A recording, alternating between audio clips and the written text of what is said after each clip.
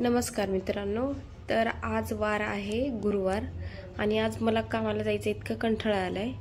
कंटाळा तर आलायच, पण घरी ना इतका पसारा पडलाय की असं 15 दिवस झालं, 15 दिवसापेक्षा पण जास्त दिवस झाले की मी घरचं जे पसारा वगैरे आहे ना तसाच टाकू पडते, कारण काम होत नाही आणि कामाच्या ह्याच्यामध्ये कधी दिवस जातोय कळतच नाही।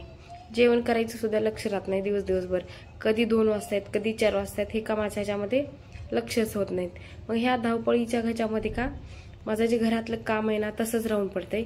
सगळीकडे पसारा घाण धूळ सगळं होऊन बसले। त्यासाठी आज मी सगळा पसारा काढलाय। हे बघा, तर हे जे आपले दररोजचे कपडे आले व्हायचे काढायचे तसेच ठेवायचे आणि पळायचं कामाला। पुन्हा दिवसभराचे जे कपडे असते ते एकाच दिवशी आठवडी रविवारी काढायचे।